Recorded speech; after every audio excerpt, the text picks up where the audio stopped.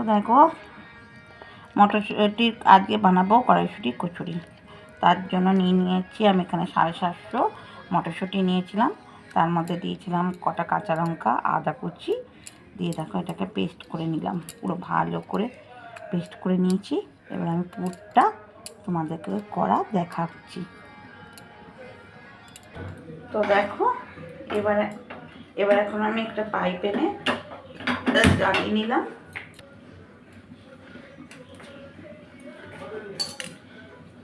এবার এতে একটু তেল দিয়ে দেবো, একটু তেল দিয়ে দিলাম, হয়ে গেছে। এবারে এই পুরটা দিয়ে দেবো এর মধ্যে, পরিমাণ মতন নুন দিয়ে দেবো। এবার দেবো একটু হিং আর দেবো চিনি। তো দেখো ভালো করে পুরটাকে আমি করে নেবো, শুকনো করে নেবো পুরো একদম। গুঁড়ো আমি মিক্সিতে গুঁড়িয়ে রেখে দিয়েছিলাম, মুড়ি গুঁড়োটা এবার একটু দিয়ে দেবো।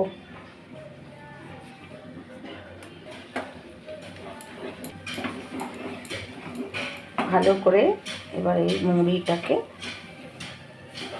করে নেবো, ওর সাথে মিশিয়ে নেব। তো দেখো আমার ডোটা তৈরি হয়ে গেছে, কড়াইশুঁটির পুরটা, ঠিক আছে। এর সেকেন্ড পার্টটা তোমরা দেখতে পাবে পরের বার।